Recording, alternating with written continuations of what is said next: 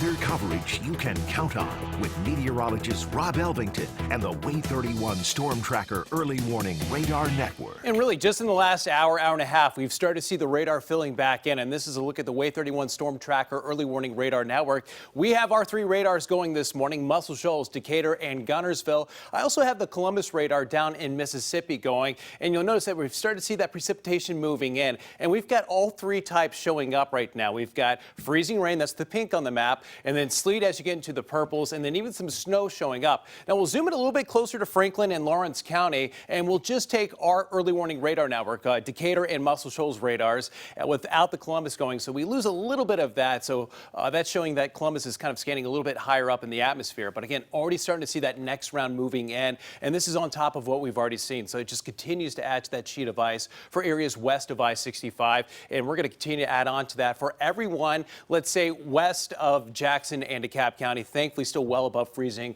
for those areas off to the east. And again, really seeing it moving in from out of the south and southwest. And we do have a little bit of a kind of a dry patch moving in, so that may save parts of, let's say, Colbert County and Lauderdale County here this morning, but still plenty more precipitation to go through the rest of today. So yeah, you may be missing out on some of the heavier precipitation over the next few hours, let's say if you're in Florence, but plenty more to go. I'll look at the ice accumulation. This goes all the way through 10 o'clock tonight because we're pretty much wrapping up with this next round by the evening hours today. And a quarter to a half an inch, it may not sound like much, but that is a lot of ice. That will bring down trees. That will create power outages throughout parts of North Alabama. And of course, make for dangerous driving conditions on all roads, not just bridges and overpasses. We're beyond that point now. We're talking all roads where we're going to be tracking icy conditions. And again, once you get into about a half an inch, again, widespread roads impassable, power outages throughout all of North Alabama. So really concerned about where we're heading through the rest of today. Really need to find a way to stay warm if you lose power.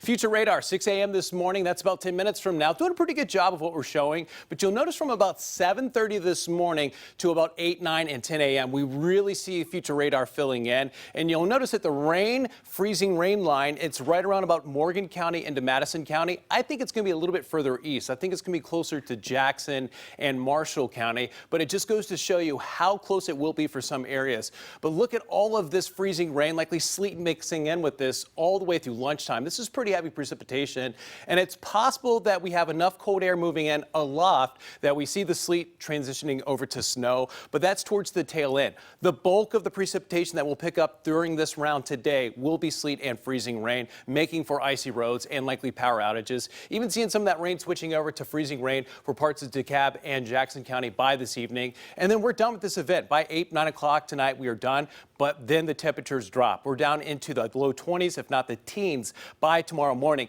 And it's not just tomorrow morning. Look at Wednesday morning, going with a low of 19. We'll likely not get above freezing. Some areas may not even get out of the 20s on Tuesday. So whatever you wake up to tomorrow morning, that's going to be in place all day tomorrow. So we're still going to be dealing with these conditions all the way into your Wednesday morning and Wednesday afternoon. So you're going to be stuck wherever you're at for the next 48 hours, if not closer to about 50 to 60 hours.